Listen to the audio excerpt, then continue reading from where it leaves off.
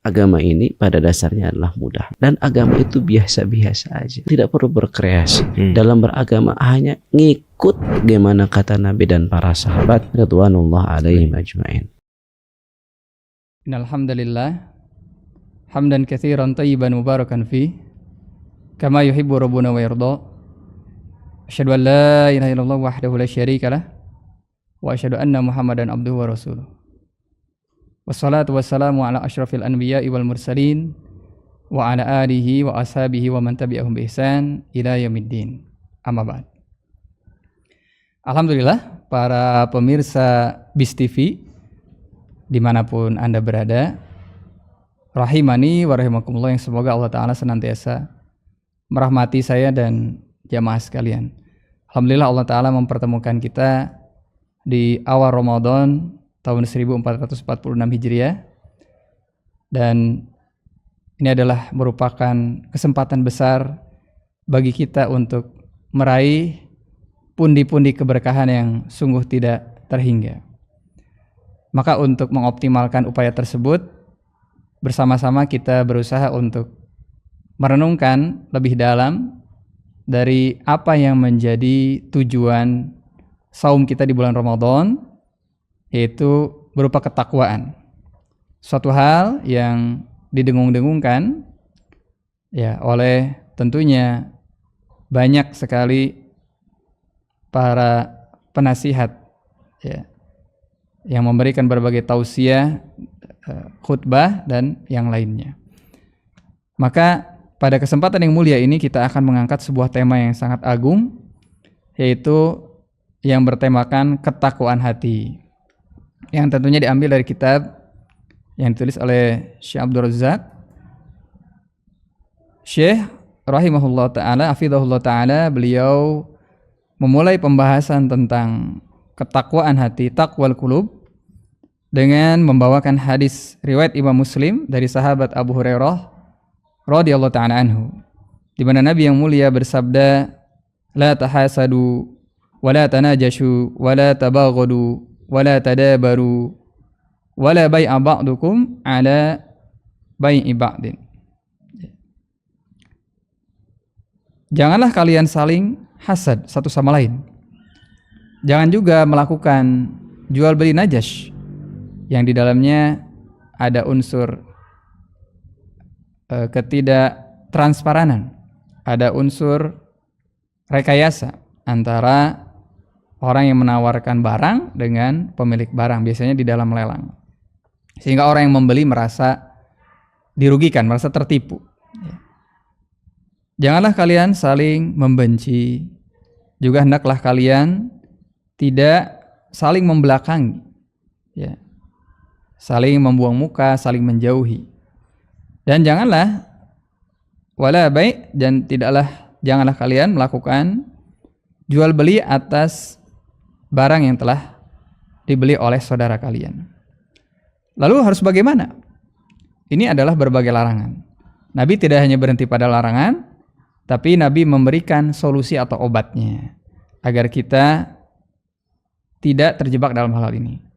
Kenapa? Karena manusia biasanya terjebak di dalam larangan ketika mereka tidak menyibukkan diri mereka dengan berbagai ketaatan.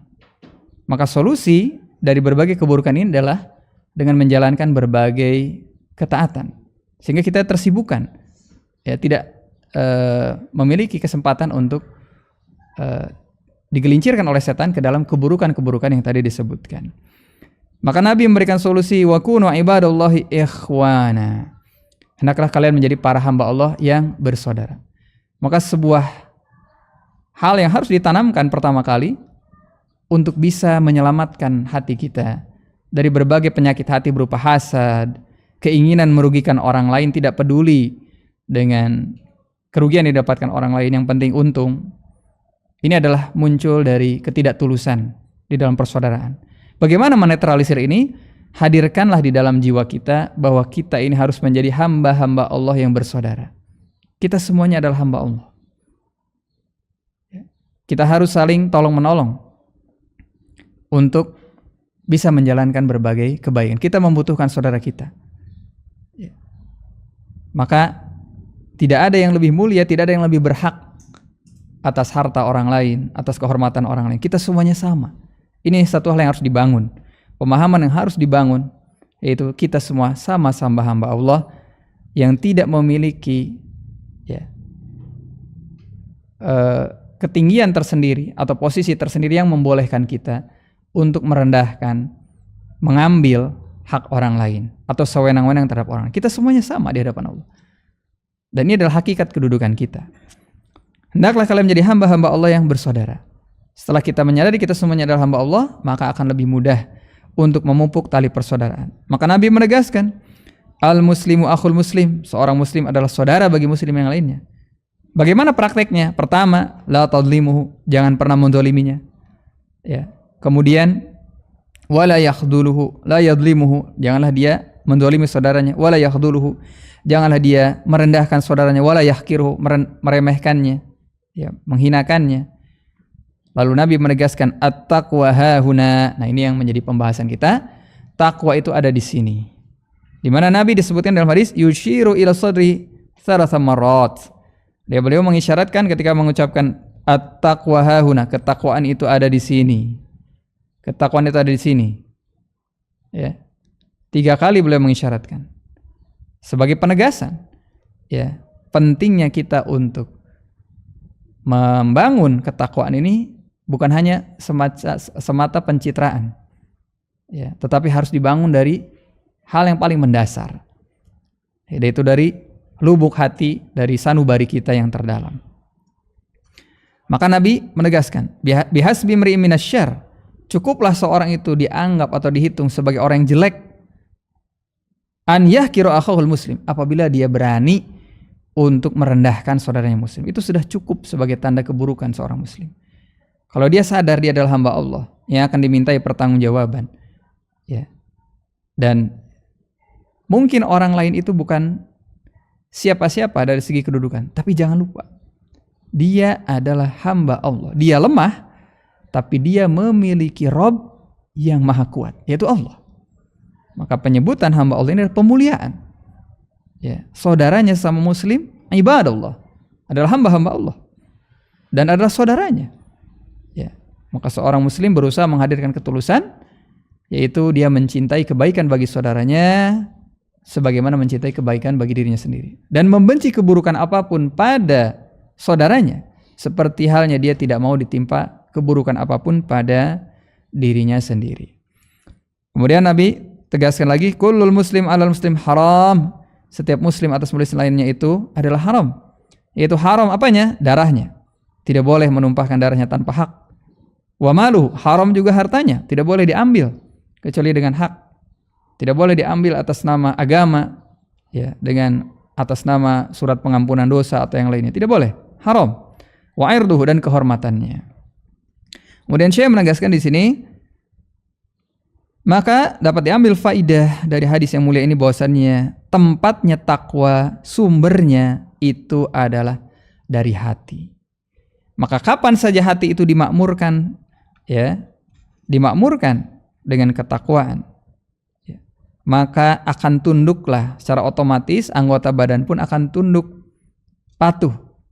Kenapa? Karena semuanya itu anggota badan hanya mengikuti hati. Kemudian di sini Syekh mengatakan bahwa Allah Ta'ala menyandarkan ketakwaan kepada hati. Taqwal qulub. Takwa, kata takwa disandarkan kepada hati.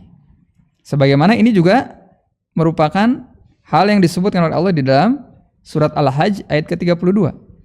Dzalika wa may yu'azzim sya'irallah fa innaha min taqwal qulub. Yang demikian itu bahwasannya siapa yang mengagungkan syiar-syiar Allah, maka itu semua pengagungan itu berasal dari taqwal qulub, ketakwaan hati. Ketakwaan, kata takwa yang disandarkan kepada hati yang merupakan sumbernya, ya. Maka semata-mata ada penyandaran takwa kepada hati. Kenapa? Li'anna haqiqat taqwa taqwal qulub. Karena hakikat dari ketakwaan yang sejati itu adalah ketakwaan hati. Ya, bukan ketakwaan secara lahiriah saja. Kemudian di sini saya mengatakan maka pembatasan takwa dengan ketakwaan hati di sini memberikan isyarat bahwasannya takwa itu terbagi dua, yaitu atau ada dua macam. Yang pertama taqwal qulub, tadi yang kita bicarakan. Inilah yang dimaksudkan, yang diinginkan, yaitu takwa al-haqiqiyah as-shadiqah, takwa yang sejati, takwa yang benar, yang muncul dari kejujuran iman, yang mana orang muslim disifati dengan kejujuran. Maka takwanya juga adalah takwa yang sejati. Kemudian macam yang kedua, taqwal a'dha, takwa anggota badan, yang sekedar hanya ada pada takwa as-suriyah, takwa yang itu ada pada tampilan luar, pada casing, yang itu kadzibah, bisa menipu, pencitraan saja. Yang mana hal ini disifati orang-orang munafik, disifati dengan ini, dengan ketakwaan yang sifatnya hanya lahiriah, hanya pencitraan saja. Yang mana banyak dari orang yang nampaknya anggota badannya seolah-olah khusyuk, tetapi hatinya dipenuhi dengan kelalaian. Maka ada disebutkan oleh Hudzaifah ibnul Yaman, hati-hati dari khusyu'un nifaq, yaitu khusyuk yang ada, khusyuk kemunafikan yang hanya ada pada anggota badan. Badannya seolah-olah menampakkan kekhusyuan, tetapi hatinya dipenuhi dengan kelalaian. Kemudian Syekh membawakan ayat yang berikutnya di dalam surat An-Najm ayat 32. Fala tuzakku anfusakum, maka janganlah kalian mengatakan dirimu suci. Janganlah kalian mengatakan dirimu suci. Huwa Allah a'lamu bimanittaqwa, Allah lebih tahu siapakah yang lebih bertakwa, atau terhadap orang-orang yang bertakwa, siapakah orang-orang yang bertakwa. Hal ini dikarenakan takwa itu letaknya ada di hati, sedangkan Dia Allah adalah zat yang maha memperhatikan apa yang ada di dalam hati, dan Allah Ta'ala akan maha membalas berupa apa saja dari kebaikan dan takwa. Maka ini yang harus menjadi fokus seorang, bahwa Allah Ta'ala memperhatikan ketakwaan yang itu letaknya ada di dalam hati. Kemudian Syekh membawakan firman Allah Ta'ala yang lainnya dalam surat Yunus ayat yang ke-6. Inna fi ikhtilafil laili wan nahari wa ma khalaqallahu fis samawati wal ard la ayatin liqaumin yattaqun. Sesungguhnya di dalam pergantian malam dan siang, dan apa yang Allah telah ciptakan berupa langit, berbagai lapisan langit dan bumi, sungguh di dalamnya benar-benar terdapat tanda-tanda bagi siapa? Bagi orang yang bertakwa. Maka Allah Ta'ala mengkhususkan orang-orang mukmin dengan kemampuan untuk mengambil manfaat dari ayat-ayat Allah yang ada di sekelilingnya. Yang lainnya juga melihat ayat-ayat Allah, tetapi belum tentu mereka bisa mengambil manfaat. Sedangkan orang beriman, berbagai tanda-tanda, berbagai ayat-ayat kebesaran Allah yang ada berupa pergantian siang dan malam, itu memberikan manfaat. Mereka bisa mengambil manfaat yang sebaik-baiknya untuk perbaikan hati mereka, untuk merenungi, untuk tadabbur dan tafakur mereka. Dikarenakan takwa itu tegak di dalam hati mereka, maka akan memunculkan yang pertama dengan ketakwaan tersebut, ar-raghbah fil khair. Muncullah keinginan, hasrat, kecintaan kepada kebaikan. Yang kedua, dengan ketakwaan yang didasari oleh pengilmuan dia terhadap tanda-tanda kebesaran Allah, juga akan melahirkan ar-rahbah minasyarr, yaitu rasa takut terhadap berbagai keburukan. Yang ini kata Syekh muncul dari berbagai dalil-dalil, bukti-bukti. Di antaranya apa? Ayat-ayat Allah Ta'ala yang tadi. Bagaimana Allah Ta'ala begitu besar kuasanya mempergilirkan siang dan malam. Tidak pernah terlambat siang tersebut dari waktu yang ditetapkan. Semuanya berjalan dengan segala keteraturan. Maka yang namanya cinta terhadap kebaikan, yang namanya takut dari keburukan, itu hanya bisa muncul jika dibangun dengan ilmu yang benar, yaitu dibangun di atas al-ilmu wal yakin. Dan siapa yang bisa mengambil manfaat dari ayat-ayat Allah yang tersebar? Orang yang bertakwa. Maka dengan itu dia akan membangun kecintaannya terhadap kebaikan dengan ilmu, dan membangun rasa takutnya terhadap keburukan juga dengan ilmu. Bukan cinta kepada sesuatu yang tidak jelas dasarnya, landasannya. Dia mencintai sesuatu padahal sesuatu itu tidak layak dicintai, atau dia takut dari sesuatu padahal sesuatu itu tidak layak untuk ditakuti. Maka bagaimana kita bisa membedakan yang layak dicintai dan tidak layak dicintai, yang layak ditakuti dan tidak layak ditakuti, tidak lain tentunya dengan ilmu dan keyakinan. Di antara ayat yang dibawakan oleh Syekh adalah firman Allah di dalam surat Al-Ahzab ketika menceritakan tentang istri Nabi, istri-istri Nabi, ya nisa'an Nabi lastunna ka ahadim minan nisa. Wahai para istri Nabi, tidaklah kalian seperti seorang pun dari keumuman wanita-wanita yang lainnya. Kalian berbeda, kalian istimewa, tidak sama dengan wanita-wanita yang lainnya.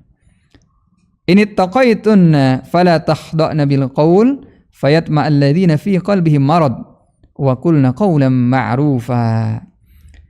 Maka bagaimana ketika kaum ummahatul mukminin ini memiliki kedudukan yang tinggi di sisi Allah, apa yang harus mereka perbuat yang menjadikan mereka itu harus berbeda, harus ekstra dibandingkan dengan yang keistimewaannya tidak seperti mereka, Mereka memiliki kedudukan yang tinggi.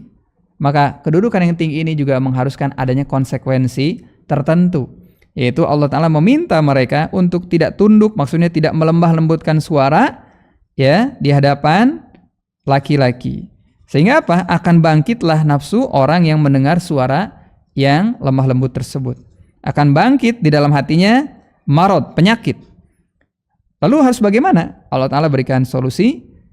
Wa qulna, katakanlah qaulan ma'rufa, ucapkanlah ucapan yang baik, yang tidak menimbulkan atau memancing bangkitnya nafsu, Itu tidak memancing seorang yang dalam hatinya ada penyakit. Penyakit apa itu? Maradus syahwah az-zina. Penyakit dari syahwat itu berupa maradus syahwatuz zina, yaitu penyakit berupa syahwat zina, yaitu hasrat untuk melakukan zina. Nah, dikarenakan orang yang mendapatkan penyakit tersebut, dia adalah orang yang terfitnah, orang yang terfitnah. Nah, yang mana dengan adanya syahwat zina ini akan menggerakkan dia untuk melakukan maksiat, Dikarenakan hatinya adalah hati yang tidak sehat. Jadi hati ada dua, ada hati yang sehat, ada hati yang sakit. Nah, di antara hati yang sakit adalah hati yang ada penyakit syahwatnya. Nah, maka di antara sebab yang paling minimal untuk meninggalkan atau yang serendah-rendah sebab ini yang bisa mengantarkan dia kepada yang haram, maka hendaklah dia ini menyelisihi hal tersebut, menyelisihi nafsu tersebut. Maka ini adalah kondisi yang berbahaya yang ada pada orang-orang yang memiliki penyakit. Ini berbeda halnya dengan hati yang sehat, yang mana dia itu bertakwa kepada Allah. Maka fa innahu lamma kana laisa fihi syahwat. Maka ketika hati yang sehat itu tidak diselimuti oleh gejolak syahwat. Gejolak syahwat terhadap apa yang diharamkan oleh Allah. Karena syahwat adalah sesuatu yang naluriah, asalkan dia di dalam hal yang dihalalkan Allah. Tapi kalau di dalam yang diharamkan Allah, ini adalah akan menimbulkan penyakit hati. Fa innahu la takad tumiruhu. Maka hati yang sehat ini hampir tidak akan condong kepada hal-hal yang buruk, dan tidak bisa digerakkan oleh sebab-sebab yang bisa mengantarkan dia kepada keburukan. Bisa tercegah. Jadi ketika ada sebab-sebab yang membuat hati yang punya penyakit itu terseret, tersedot ke dalam keburukan, tapi kalau hati yang sehat, dia tidak akan condong, tidak akan tertarik, tidak akan tergerak atau tersedot. Kenapa? Lisihati qalbi, dikarenakan kekuatan hatinya yang sehat. Nah, tapi apabila kondisi hati ini lemah, dia akan mudah terseret, akan mudah tertarik oleh syahwat. Ini disebabkan kesehatan hatinya dan selamatnya dia dari penyakit. Kemudian Syekh juga membawakan firman Allah Ta'ala yang menunjukkan pentingnya kesehatan hati. Wala yanfa'u malu wala banun. Ya, ada suatu hari di akhirat nanti yang mana tidak akan bermanfaat harta dan anak-anak. Lalu apa yang akan memberikan manfaat? Illa man atallaha biqalbin salim. Kecuali seorang yang datang kepada Allah dengan hati yang selamat. Lagi-lagi hati yang akan memberi manfaat ini adalah kebaikan hati, yaitu hati yang selamat. Maka Al-Imam Ibnu Qayyim menjelaskan tentang al-qalbu as-salim, hati yang selamat, yaitu yang selamat atau bersih atau terjauhkan dari kesyirikan. Ini yang pertama. Artinya hati yang dipenuhi dengan keikhlasan. Yang kedua, hati yang selamat dari ghil wal hikad, dari kedengkian dan hasad. Nah, ini terkait dengan bagaimana dia memandang terhadap saudaranya dan bagaimana dia bersikap terhadap takdir Allah yang Allah Ta'ala berikan kepada saudaranya berupa kenikmatan. Apakah dia menerima takdir Allah tersebut? Saudaranya dijadikan lebih kaya, memiliki berbagai kelebihan, berkedudukan dan seterusnya, lebih berilmu. Nah, maka dia harus berusaha membersihkan hatinya dari hal tersebut. Kemudian juga hati yang selamat dari asyuh, yaitu kebakhilan.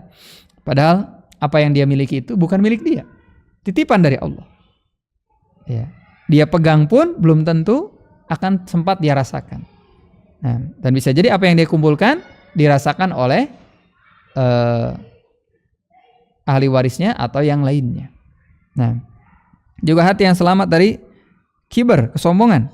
Hati yang selamat dari hubu dunya, wariyasa, dan dari ambisi kepemimpinan. Jadi kita ulang bahwa hati yang selamat itu selamat dari kesyirikan, dari kedengkian dan hasad, dari kebakhilan, dari kesombongan, kemudian juga dari hasrat, ambisi duniawi yang berlebihan, dan juga ambisi terhadap kekuasaan. Yang ini seringkali menjadikan seorang itu gelap mata. Dia tidak lagi melihat halal dan haram, tidak lagi melihat apakah dia saudara atau bukan. Karena kuatnya ambisi dia. Maka selamatlah, maka hati ini adalah selamat dari semua bencana yang bisa menjauhkan dia dari Allah Tabaraka wa Ta'ala. Syirik tentu bisa menjauhkan dari Allah dengan sejauh-jauhnya. Demikian juga hasad, menjauhkan dari Allah. Kenapa? Karena hasad ini hakikatnya adalah merupakan bentuk seorang tidak menerima terhadap takdir Allah Tabaraka wa Ta'ala, dan seterusnya. Maka hati ini juga salima min kulli syubhatin. Tadi dia pun selamat dari beragam syubhat, berbagai kerancuan, kesimpang siuran yang itu menghampiri hatinya. Dan dia juga selamat dari berbagai syahwat, yang terkait dengan menjadikan dia berat untuk menjalankan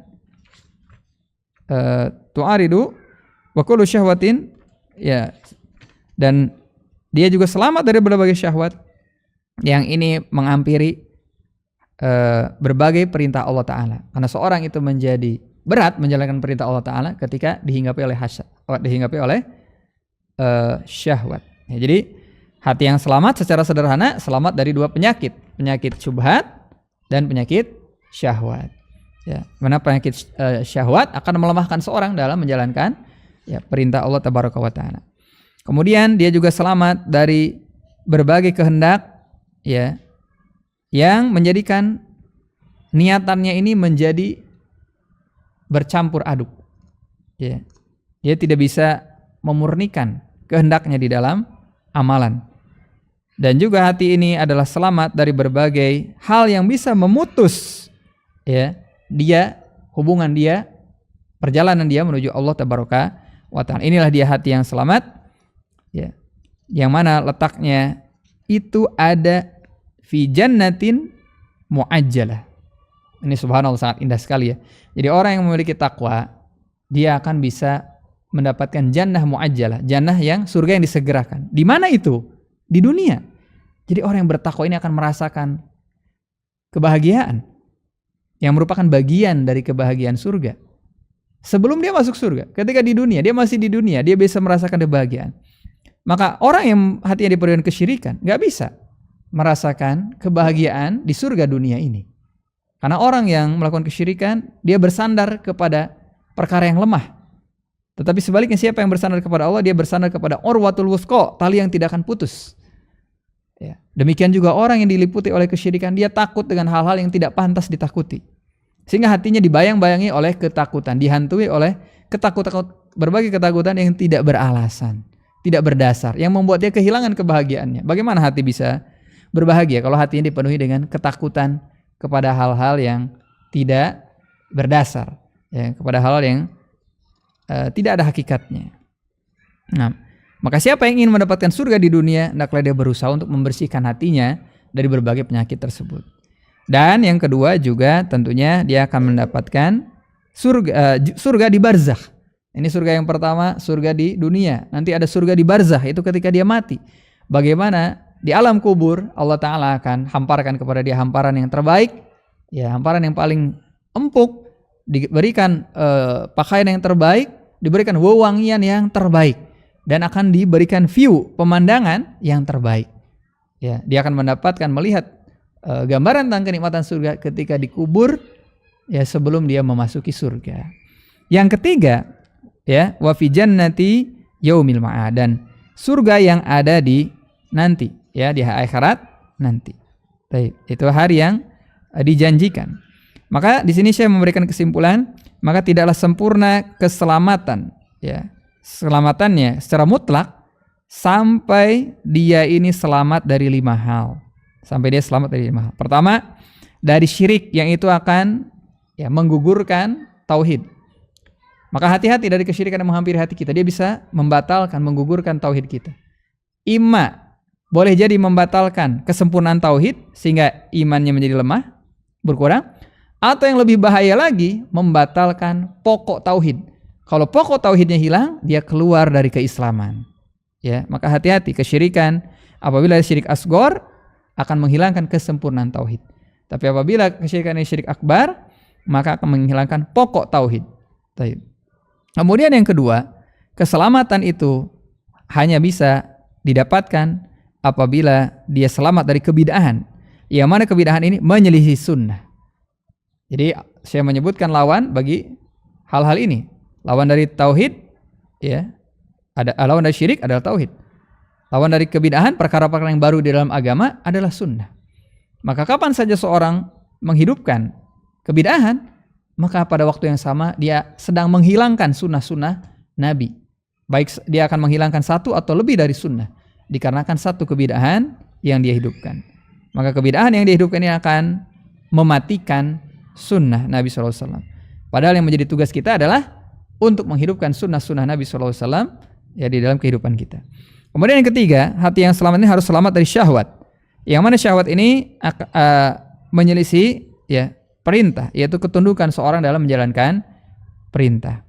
Kemudian hati yang selamat dari ghaflah, itu dari kelalaian.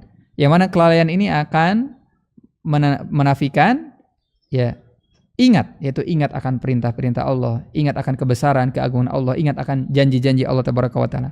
Maka orang yang lalai, dia hanya berambisi terhadap apa yang ada di hadapannya. Tapi perkara yang gaib, dia lalai. Ya. Padahal Allah Ta'ala membukakan pintu-pintu kebaikan yang besar. Ya, pintu-pintu kebaikan yang sangat menggiurkan. Tetapi ketika kelalaian ini menguasai, dia lupa dengan berbagai keagungan, berbagai kemuliaan, keutamaan yang Allah Ta'ala sediakan bagi pelakunya. Maka ketika orang ada di dalam kondisi misalnya dalam berbelanja, ya, atau bersenang-senang, ini kadang seorang lalai dari kewajiban-kewajibannya, kadang lupa dari menjalankan kewajiban, lupa mengerjakan sholat dan yang lainnya.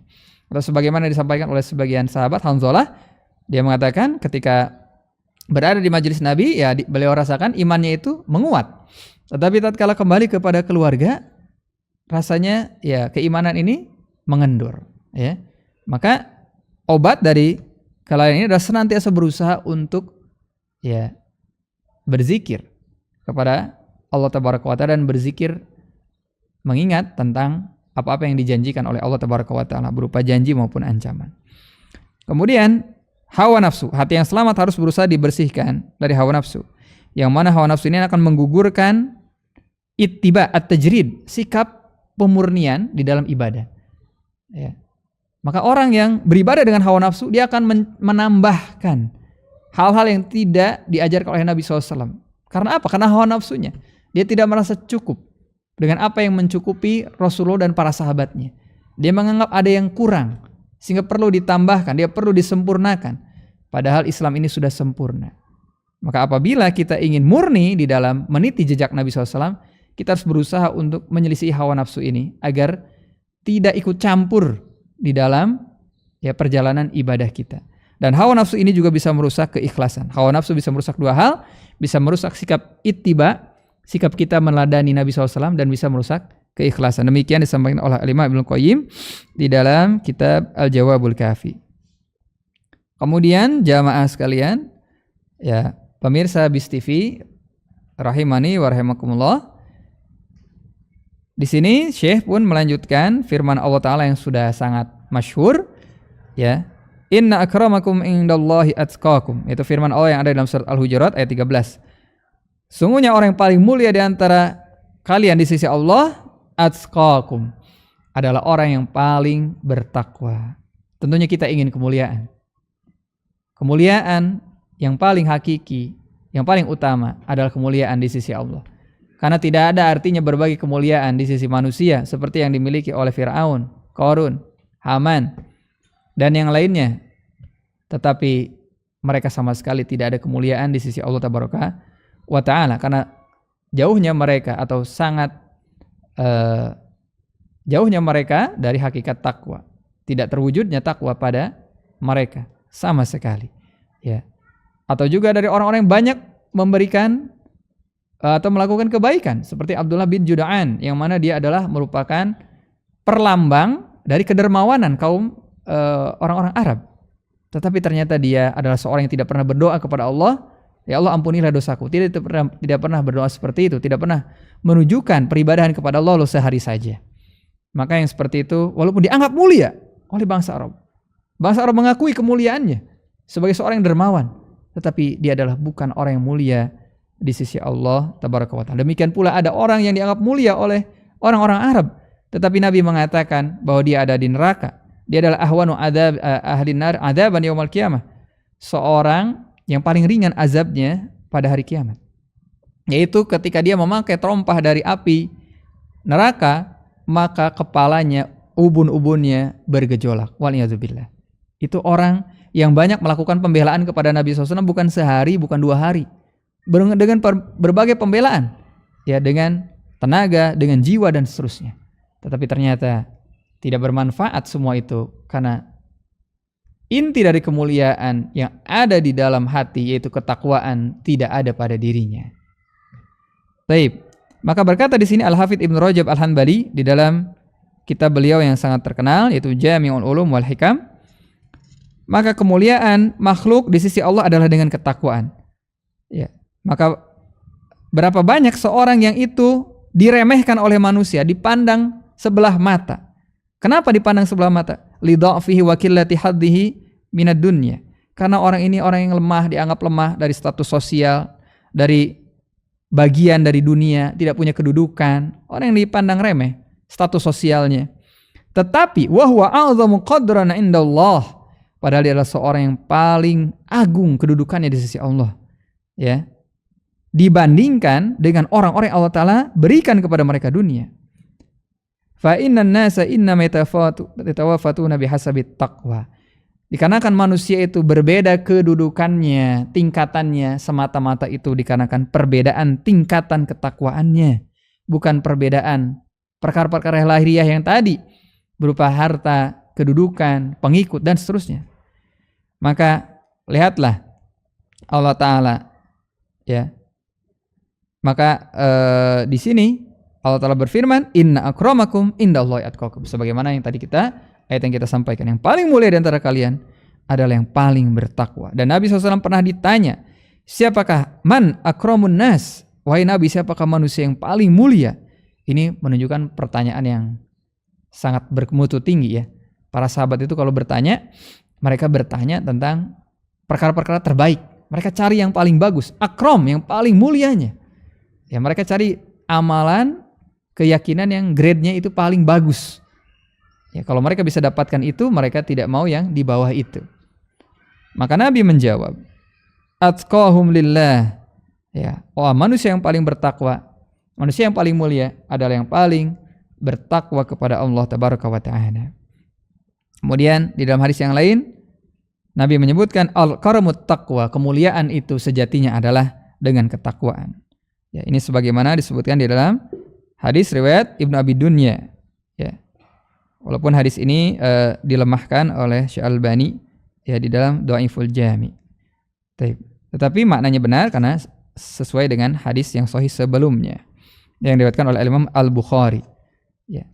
Yaitu manusia yang paling mulia adalah atqahum lillah. Kemudian wattaqwa asluha fil qalbi. Al-Imam Ibnu Rajab mengatakan takwa itu pokoknya, sumbernya ada di dalam hati. Sebagaimana Allah Ta'ala berfirman, "Wa may yu'azzim sya'airallah fa innaha min taqwal qulub." Maka siapa yang mengagungkan berbagai syiar-syiar Allah, hakikatnya itu bersumber dari ketakwaan hati. Ini ada dalam surat Al-Hajj ayat ke-32. Selesai perkataan Al-Imam Ibnu Rajab. Kemudian berkata Syekh Abdul Razak, maka demi Allah, beliau bersumpah di sini. Ya, dan Allah, beliau di sini wawunya istinaf, dan Allah Ta'ala tidak melihat kepada rupa atau penampilan dan tidak juga melihat kepada harta. Tetapi Allah melihat kepada hati, apa yang ada di dalam hati, isi hati seorang, dan juga melihat amalan. Ya, jangan juga dipotong-potong hadisnya. Ya, Allah hanya melihat hati. Padahal hadis ini satu paket. Allah melihat hati dan amalan. Karena ada sebagian orang suka beralasan walaupun dia melakukan keburukan, yang penting hatinya, ya dia beralasan hatinya adalah hati yang baik. Maka bagaimana hatinya bisa baik? Ya, kalau lahiriahnya menampakkan keburukan, sedangkan tampilan luar itu mencerminkan, menggambarkan apa yang ada di dalam hati. Hal ini sebagaimana disebutkan dalam Sahih Muslim dari sahabat Abu Hurairah radhiyallahu ta'ala anhu. Nabi yang mulia bersabda, "Innallaha la yanzuru ila suwarikum wa amwalikum." Sesungguhnya Allah Ta'ala sama sekali tidak pernah melihat kepada rupa kalian, tampilan kalian, dan harta kalian. Itu hanya penampilan luar, hanya casing saja. Ya, yang dipandang bagus oleh manusia. Walakin yanzuru ila qulubikum wa amwalikum. Tapi Allah Ta'ala hakikatnya melihat kepada kebaikan hati kalian dan kebaikan amalan kalian. Maka ini yang harus berusaha diperbaiki. Karena hati adalah pusat pandangan Allah Tabaraka wa Ta'ala. Maka di dalam Al-Quran Al-Karim ya, terdapat berbagai ayat yang memberikan motivasi untuk merealisasikan takwa, dan juga berbagai penjelasan tentang ya faidah atau buah dari takwa, dan juga pahala yang Allah Ta'ala janjikan bagi orang-orang yang bertakwa. Di antaranya Syekh menyebutkan, yang pertama di antara motivasi untuk bertakwa, mengapa kita harus bertakwa? Apa yang didapatkan? Keuntungan apa yang dihasilkan dengan takwa ini? Allah Ta'ala berfirman dalam surat At-Talaq ayat yang keempat, "Wa may yattaqillah yaj'al lahu min amrihi yusra." Siapa yang bertakwa kepada Allah, Allah Ta'ala akan jadikan baginya kemudahan di dalam urusannya. Dalam berbagai urusan. Kita semua butuh kemudahan. Sementara ya, keterbatasan kita sangat banyak. Keterbatasan ilmu, keterbatasan iman, keterbatasan harta. Ya, kemudian juga keterbatasan lingkungan pergaulan kita, yang mungkin sedikitnya orang-orang yang berusaha untuk menjadi baik, tapi di sini apa, lingkungannya berat, banyak didominasi oleh kerusakan. Ya, kita terlalu lemah untuk menyandarkan kepada diri kita, kepada kecerdasan kita. Maka solusinya adalah dengan takwa, untuk menutupi celah kelemahan kita yang terlalu besar itu bisa tertutupi dengan ketakwaan, sehingga kita akan mendapatkan kemudahan di dalam berbagai urusan kita. Ya, dalam segala urusan, yusron, umum. Lafadznya adalah umum, mencakup kemudahan apa saja, dalam kesehatan, dalam keuangan, dalam ilmu, ibadah, dalam muamalah, dan seterusnya. Kemudian Allah Ta'ala berfirman dalam surat At-Talaq ayat yang kelima, Ya, masih dalam surat At-Talaq, wa may yattaqillah yukaffir anhu sayyi'atihi wa yu'dim lahu ajra.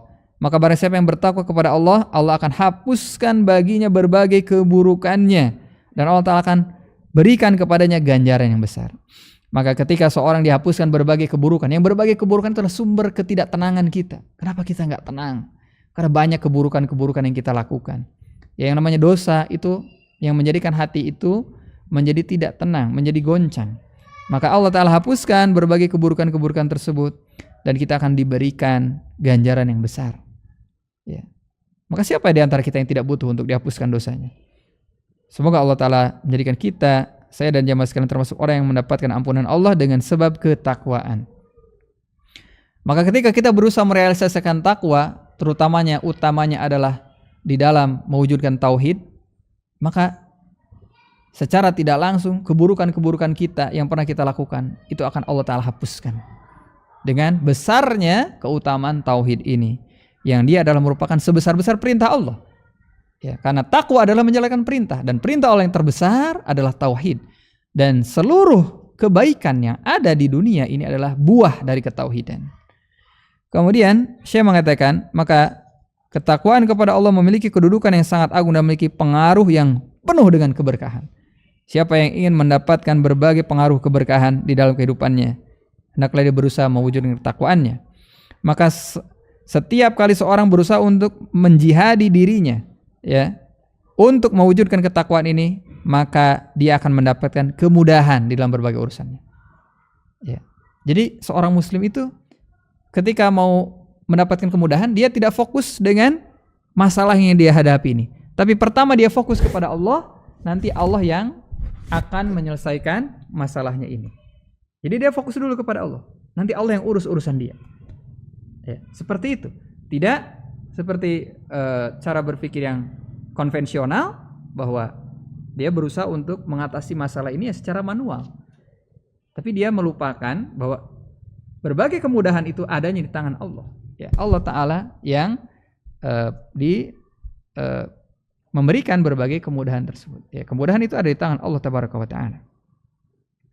Maka setiap kali orang berusaha mewujudkan takwa, dia berusaha memperbaiki hubungan dia dengan Allah, maka nanti Allah yang akan memudahkan, Allah yang atur urusan dia. Nah, Masya Allah. Kemudian nanti setiap kali seorang berusaha mewujudkan ketakwaan, yang kedua dia akan mendapatkan rizki yang baik. Dengan rizki yang baik ini menjadi sebab diterimanya amalan. Maka kita berdoa sama Allah, ya, Allahumma inni as'aluka ilman nafi'an.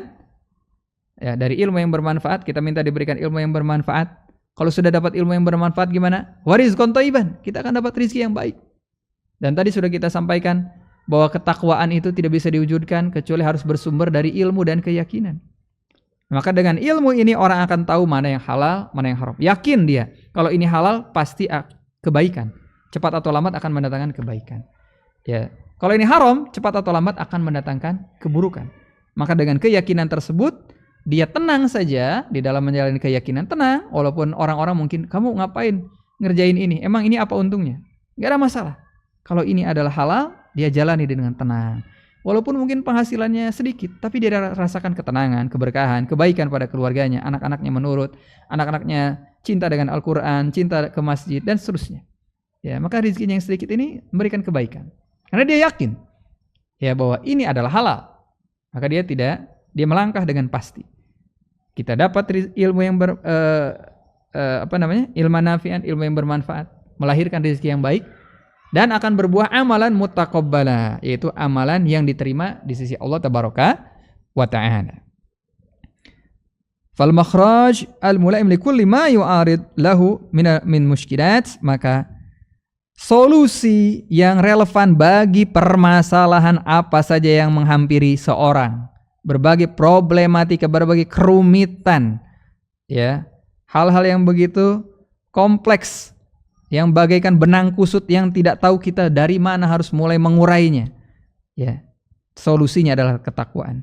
Wa nala bidzalika, di samping itu seorang akan mendapatkan penghapusan bagi dosa-dosanya. Dosa-dosa kita yang begitu banyak setiap hari, dosa lisan, dosa mata, dosa hati utamanya, ya, dosa anggota badan. Maka akan dihapuskan berbagai keburukan, akan diberikan pengampunan dari berbagai dosa. Dan kalau orang sudah dihapuskan dari dosa, otomatis ya Allah Ta'ala akan berikan rif'at ad-darajat, yaitu ketinggian derajat. Kenapa? Karena dosa itu membuat orang levelnya jadi rendah. Semakin banyak dosa-dosa dia semakin rendah. Maka semakin bersih, otomatis levelnya juga semakin naik. Ya, semakin baik. Kenapa? Karena dosa itu memberatkan hamba. Dia tarikannya ke bawah. Darokat, tarikannya ke bawah. Tapi kalau ketakwaan itu darajat, tarikannya ke atas. Kemuliaan, ketinggian, ar-rif'ah. Baik. Kemudian yang namanya takwa laisat mujarrad kalimah. Bukan semata-mata sekedar kalimat yang diucapkan, bukan semata-mata pemanis bibir. Bertakwa, mari kita mewujudkan takwa. Bukan hanya sekedar ya lip service. Atau sekedar klaim ya yang diaku-aku saja. Karena itu adalah hal yang mudah bagi setiap orang untuk mengatakan saya termasuk orang yang bertakwa. Setiap orang bisa mengatakan itu mudah. Ya. Tapi yang menjadi patokan bukan itu, bukan omongan lisan yang menjadi patokan. Innamal ibra bitahqiqit taqwa, tapi yang menjadi ukuran sejauh mana orang berusaha merealisasikan takwa, mewujudkan takwa ini. Bagaimana dia menegakkan hakikat takwa ini di dalam hatinya. Nah, sekarang kita akan mulai memasuki pembahasan tentang makna takwa setelah kita mengetahui ya bagaimana ya tentang berbagai kedudukan, kemuliaan dari takwa tersebut. Nah, kemudian bahwa Allah Tabaraka wa Ta'ala mengkhususkan orang-orang yang bertakwa dengan kemampuan mereka mengambil manfaat dari berbagai ayat-ayat Allah yang tersebar. Baik ayat-ayat kauniyah maupun ayat-ayat syar'iyah. Mereka adalah orang yang paling bisa mengambil manfaat dari berbagai ayat-ayat tersebut. Mulailah saya memasuki pembahasan tentang makna takwa, yaitu seorang menjadikan antara dirinya dengan sesuatu yang dia takuti berupa adanya tameng. Dia takut dari neraka, lalu dia membuat tameng. Nah, tameng itulah ketakwaan. Atau secara bahasa, ini takwa itu adalah tameng yang menghalangi dia dari sesuatu yang ditakuti. Atau kalau seorang berperang, apa yang dia takuti? Dia takut dari serangan musuh, dari tikaman tombak, atau hujaman tombak, anak panah dan seterusnya. Dia berlindung. Ya, ini. Maka seorang berlindung kepada Robnya dengan ketakwaan ini. Ya, adapun di dalam kaitan dengan ibadah, ketika seorang mewujudkan takwa, maka dia ini apa? Berlindung kepada Robnya. Ya, ketika dia menjadikan antara dirinya dengan apa yang dia takuti. Dia takut dari neraka, dia takut dari azab Allah. Itu berupa kemurkaan Allah, hukumannya. Ya apa? Dia berusaha untuk mengadakan wiqayatan taqih, sebuah tameng, sebuah perisai yang bisa menghalangi dari hal itu. Apa yang bisa mencegah kita dari kemurkaan Allah? Yaitu takwa. Yang demikian, ya itu tidak akan bisa terwujud kecuali dengan menjalankan ketaatan. Karena takwa ada dua sisi, menjalankan ketaatan dan menjauhi maksiat. Takwa itu dua sisi yang tidak terpisahkan. Dengan inilah seorang akan memiliki perisai yang bisa melindungi dia dari kemurkaan Allah dan hukumannya. Maka Allah Tabaraka wa Ta'ala terkadang memerintahkan seorang ya dengan ketakwaan kepada Allah. Maka wahwaladzi ya dia adalah Allah, dia adalah zat yang layak untuk ditakuti dan dijadikan tempat berharap. Maka Allah Ta'ala perintahkan seorang untuk bertakwa ya kepada Allah di sini. Itu maksudnya apa? Hendaklah dia takut kepada Allah dan di samping itu dia juga berharap kepada Allah. Maka segala kebaikan yang dihasilkan oleh seorang hamba ya, maka itu adalah bersumber dari ketakwaan tersebut. Ini yang pertama, terkadang Allah Ta'ala perintahkan untuk dia takut kepada Allah Tabaraka wa Ta'ala. Yang kedua, itu taratan ya'mur, Allah Ta'ala memerintahkan bittiqa'in nar, atau dia takut dari neraka, berlindung dari neraka. Sebagaimana firman Allah, fattakun naral lati waquduhan nas wal hijarah, dalam surat Al-Baqarah ayat 24. Hendaklah kalian takut ya, berlindung dari neraka. Yang tadi berlindung dari azab Allah, dari kemurkaannya. Sekarang berlindung dari neraka. Yang mana bahan bakarnya adalah manusia, orang-orang kafir ya, yang sangat durhaka, yang melakukan kesyirikan akan jadi bahan bakar neraka, digabungkan dengan batu-batu. Yaitu juga termasuk berhala-berhala ya, dari batu yang dulu diibadahi di dunia, semuanya akan jadi bahan bakar neraka. Yang ketiga, terkadang Allah Ta'ala memerintahkan untuk bertakwa ya, yaitu takut atau berlindung dari keburukan di hari kiamat. Ya, dari at-taqwa pada hari kiamat. Contohnya firman Allah dalam surat Al-Baqarah ayat 281, wattaqu yauma turja'una fihi ila Allah tsumma tuwaffa kullu nafsin ma kasabat wa hum la yudlamun. Di mana hari itu akan dipenuhi bagi setiap orang ya apa yang telah mereka lakukan berupa ganjaran akan dipenuhi ya bagi setiap orang terhadap apa yang telah mereka upayakan di dunia dan mereka tidak akan dizolimi. Semua kebaikan itu tidak akan ada yang kurang di dalam timbangan. Semua kebaikan kita akan terhitung, akan memberatkan berbagai timbangan. Kita tidak akan dirugikan dikarenakan ada kebaikan yang tidak terhitung atau tidak tercatat. Kemudian Syekh menegaskan Al-Quranul Karim ya menyebutkan di dalam ayat yang beraneka ragam menjelaskan tentang makna takwa. Nah, jadi makna takwa sendiri sebenarnya sudah dijelaskan di dalam Al-Quranul Karim ya, karena Al-Quran adalah ya merupakan huda, petunjuk, wa bayyinatul linnas ya, dan penjelasan. Wa bayyinatu minal huda wal furqan, penjelasan bagi petunjuk tersebut. Nah, di mana Al-Qur'an menjelaskan ya tentang takwa ini, tentang bagaimana sifat-sifat pelakunya. Di antaranya dalam awal surat Al-Baqarah Allah Ta'ala menegaskan tentang ketakwaan ini. Hudal lil muttaqin ya. Di mana disebutkan ya, Al-Quran ini adalah merupakan petunjuk bagi orang yang bertakwa. Kemudian Allah Ta'ala menyebutkan tentang sifat-sifat orang yang bertakwa. Seperti apa itu orang yang bertakwa? Di dalam ayat yang berikutnya Allah Ta'ala sebutkan dalam surat Al-Baqarah yang ketiga, alladzina yu'minuna bil ghaib. Orang yang bertakwa itu orang yang beriman terhadap perkara yang gaib, kepada Allah yang gaib ya. Wa yuqimunus shalah. Mereka juga mendirikan salat. Kemudian yang ketiga, wa mimma razaqnahum yunfikun. Wa mimma razaqnahum yunfikun. Dan mereka pun ya, berinfak dengan rizki yang Allah berikan kepada mereka. Kemudian disebutkan di antara sifat orang yang bertakwa, walladzina yu'minuna bima unzila ilaika, yaitu beriman terhadap Al-Qur'an yang diturunkan kepada Nabi Muhammad. Wa ma unzila min qablik, dan juga wahyu yang Allah Ta'ala turunkan ya kepada sebelum engkau, yaitu kepada para nabi sebelum, beriman kepada Taurat ya, kepada Injil dan kitab-kitab Allah yang lain. Wa bil akhirati hum yuqinun. Kemudian mereka juga orang yang bertakwa, cirinya adalah beriman atau meyakini akan adanya hari akhir. Maka ditegaskan lagi, ulaika hada hudam mir rabbihim. Mereka lah orang-orang yang berada di atas petunjuk dari Rabb-nya. Petunjuk itu datangnya dari Allah. Ya. Ulaika humul muflihun, dan mereka lah orang-orang yang menang. Inilah dia para pemenang yang sejati. Bukan hanya menang di dalam kompetisi duniawi ya, yang itu bersifat sesaat, sebentar, sebentar saja, paling lama ya 100 tahun, itu pun tidak akan utuh, tapi akan diselingi oleh kesedihan, oleh sakit, oleh kesulitan dan lain sebagainya ya. Tapi orang yang betul-betul mendapatkan kemenangan sejati ya, terutama di surga nanti, adalah orang-orang yang bertakwa. Kemudian di antara penjelasan makna takwa yang ada di dalam Al-Qur'an, yaitu Allah Ta'ala menyifatkan tentang orang yang bertakwa, wasari'u ila maghfiratin mir rabbikum, yaitu orang yang bersegera kepada ampunan Allah, tidak menunda-nunda ya, untuk meraih apa yang menjadi sebab-sebab ampunan Allah ya, dari Rabb-nya. Kemudian bersegera wa jannatin arduhas samawati wal ard, yaitu juga bersegera kepada surga yang seluas ya, luasnya seluas langit dan bumi. U'iddat lil muttaqin. Untuk siapa ini disediakan? Ampunan dan surga ini disediakan bagi orang-orang yang bertakwa. Maka disebutkan sifat mereka bersegera ya untuk meraih pintu-pintu ampunan Allah dengan istighfar dan dengan yang lainnya, dengan taubat. Baik.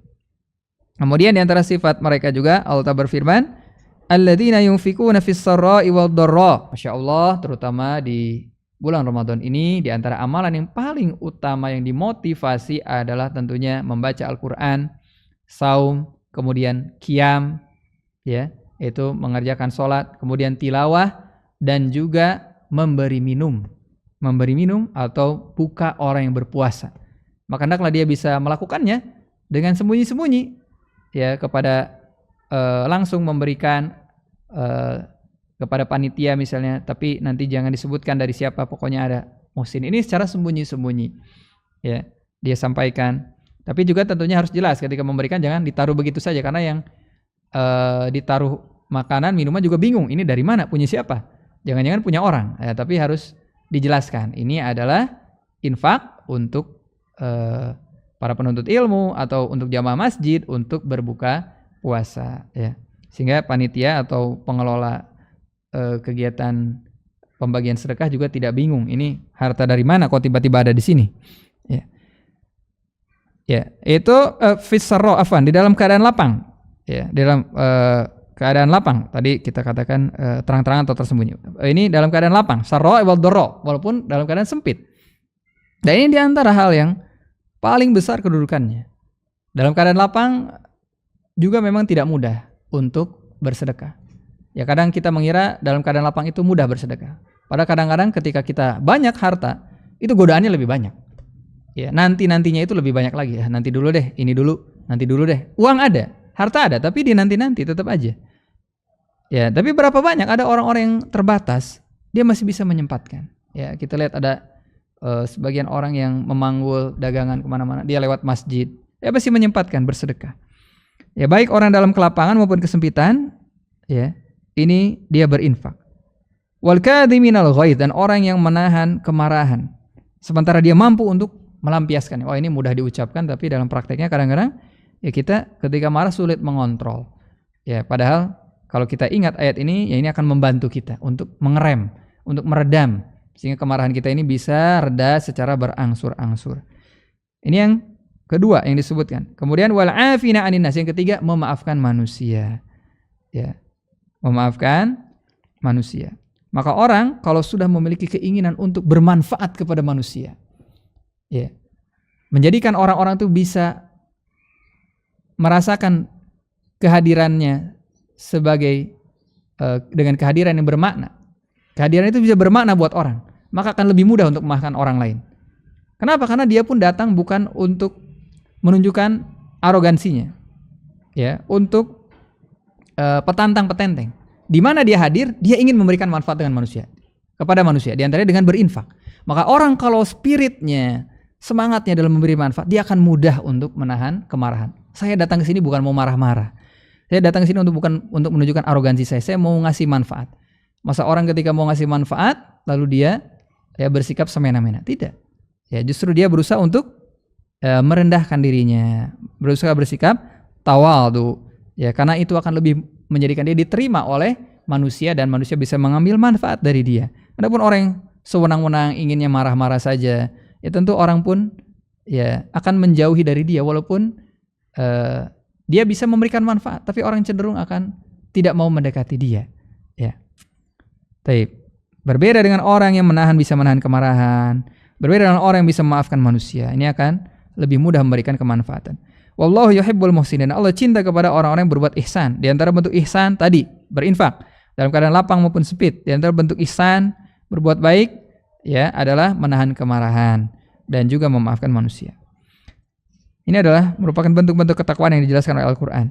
Kemudian walladzina idza fa'alu fahisyah aw dzalamu anfusahum. Demikian juga orang-orang yang apabila mereka terjatuh ke dalam atau melakukan perbuatan keji dan menzolimi diri mereka sendiri, dzakarullah, mereka segera untuk mengingat kepada Allah. Fastaghfaru lidzunubihim, dan mereka pun bersegera beristighfar ya terhadap dosa yang mereka perbuat.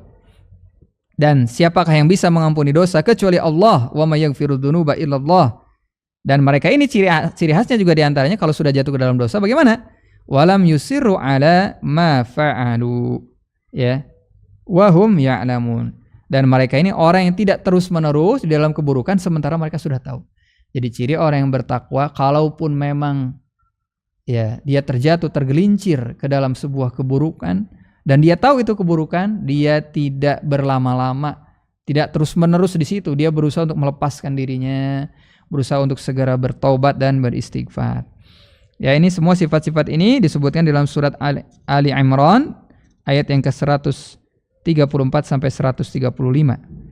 Maka disinilah Allah Ta'ala menyebutkan sifat-sifat mereka, yang mana mereka itu mulazimatul istighfar, senantiasa menetapi istighfar. Jadi enggak jauh-jauh dari istighfar. Mereka adalah orang yang akrab dengan istighfar, sedikit-sedikit atau mudah beristighfar, ya, sedikit-sedikit istighfar. Nah, tidak keluh lisannya untuk beristighfar. Ya, ketika dia mendapati keliru, tersalah, tergelincir. Wa adamul israr 'ala dzunub, dan tidak terus-menerus ya berkubang di dalam ya dosa. Kemudian ada hal yang sangat menarik di sini sebelum kita mengakhiri pertemuan kita ini, yaitu ya di mana ada sebuah ayat yang mencakup bagi makna takwa. Jadi makna takwa yang banyak itu bisa dicakup, ya bisa diringkas di dalam ya ayat-ayat ini. Nah, yang bisa meringkas makna takwa itu diantaranya ya, dan juga bisa menjelaskan tentang sifat-sifat pelaku ketakwaan, yaitu apa yang disebut dalam surat Al-Baqarah ya. Yang mana di sini disebut oleh ahli ilmu dengan ayatul bir. Jadi dikasih kode sama ahli ilmu, para ulama, namanya ayatul bir. Kenapa? Karena ayat ini bisa meringkas berbagai makna ketakwaan ya. Karena cukup panjang ya. Kita coba bacakan ya, walaupun ini sebenarnya cukup panjang ya. Pertama, tentunya di sini Allah Ta'ala menekankan yang terkait dengan rukun iman ya. Laisal birra an tuwallu wujuhakum qibalal masyriqi wal maghrib. Ya, kebaikan itu bukanlah menghadapkan wajahmu ke arah timur dan barat. Walakinnal birra, tetapi kebajikan itu yang sejati adalah man amana billah. Siapa yang beriman kepada Allah, wal yaumil akhir, wal malaikati wal kitabi wan nabi, dan dia beriman kepada hari akhir, kepada malaikat, kepada kitab-kitab yang Allah Ta'ala turunkan, dan kepada nabi-nabi. Ini diantara yang terkait dengan iman, ya, rukun iman, dan masuk di dalamnya juga iman kepada qadar, karena qadar adalah merupakan bagian dari keimanan kepada Allah, karena takdir itu adalah merupakan perbuatan Allah Tabaraka wa Ta'ala. Kemudian yang terkait dengan hak manusia, wa atal mala ala hubbihi dzawil qurba wal yatama wal masakina wabnas sabil wasailin wa fir riqab. Orang yang disifati dengan albir adalah orang yang memberikan harta yang dicintainya. Dia cinta sama harta tersebut, tapi masih bisa dia berikan kepada kerabatnya. Jadi dia berikan bukan karena dia tidak cinta. Dia masih cinta. Ya, itulah orang ahlul bir. Dia bisa berikan apa yang sebenarnya masih dia cintai, dia masih sayang dengan harta tersebut. Dia berikan kepada kerabat, anak yatim, orang miskin, orang yang dalam perjalanan, musafir, peminta-minta, dan untuk ya ar-riqab, memerdekakan hamba sahaya. Kemudian kembali lagi terkait dengan ibadah. Orang yang disifati dengan bir itu orang yang melazimi ibadah. Ya, itu apa? Wa aqamas shalah wa ataz zakah wal mufuna bi ahdihim idza ahadu. Ini memadukan keduanya, antara ibadah dan juga muamalah dengan manusia. Yaitu menegakkan salat, ini ahlul bir. Ya, kemudian juga menunaikan zakat, ini ahlul bir. Kemudian mereka menunaikan janji, menepati janji jika berjanji. Ini ahlul bir. Jadi bukan hanya kaitannya dengan hablum minallah, hubungan dia dengan Allah, bukan baik sama Allah saja. Salatnya dia perhatikan, tetapi misalnya dia suka menyakiti tetangga, ini bukan ahlul bir. Ahlul bir ya dia juga memperhatikan hak-hak manusia, diantaranya menepati janji yang dia buat. Kemudian diantaranya ahlul bir sifatnya as-sabirina fil ba'sa'i wad dharra, yaitu orang-orang yang bersabar dalam kemelaratan dan penderitaan. Ya, wahinal ba's, dan pada masa peperangan sabar. Ya. Ulaika alladziina shadaqu, mereka itulah orang-orang yang benar. Ya, wa ulaika humul muttaqun. Mereka itulah orang-orang yang bertakwa. Dan ternyata ahlul bir yang seperti itu, yang bisa menjalankan fungsi-fungsi atau peran-peran dia sebagai hamba Allah, yaitu terkait dengan peribadahan, hak peribadahan kepada Allah, dan hak juga bersikap baik kepada manusia, yang semua tadi disebutkan rinciannya di dalam surat Al-Baqarah ini hanya bisa dilakukan oleh orang yang melandasi hal tersebut dengan ketakwaan. Baik. Kemudian di sini saya menyebutkan, maka Allah Ta'ala menyebutkan dalam sifat-sifat anna min sifatil muttaqin, di antaranya adalah solahu aqidatihim wa salahi a'malim. Kesimpulan dari ayat Al-Bir tadi, bahwa ahli takwa itu, mereka itu akidahnya benar, ya, memiliki akidah yang benar, dan juga memiliki amal yang benar, ya. Nah, kemudian disebutkan tentang beberapa makna ketakwaan dari para salaf, tapi kita akan sebutkan langsung saja dari Ibnu Mas'ud, ya. Dia karena kan keterbatasan waktu. Ya, katakan keterbatasan waktu. Mungkin sekitar 10 menit lagi ya, 10 menit lagi. Baik, di sini langsung saja dari perkataan Abdullah bin Mas'ud ketika beliau menafsirkan firman Allah Ta'ala, ittaqullaha haqqa tuqatih, ittaqullaha haqqa tuqatih, hendaklah kalian bertakwa kepada Allah haqqa tuqatih, dengan sebenar-benar takwa. Bukan hanya takwa yang sifatnya hiasan bibir saja, hanya pengakuan-pengakuan saja. Bagaimana takwa yang sejati itu? Takwa yang haqqat tuqatih dijelaskan oleh beliau, yaitu an yuta'a fala yu'sa, yaitu ketika orang ingin bertakwa kepada Allah, dia hendaknya Allah itu ditaati, tidak dimaksiati. Ini yang pertama.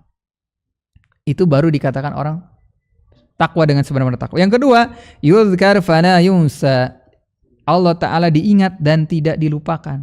Yang ketiga, yushkar fala yukfar, Allah disyukuri dan tidak dikufuri nikmatnya.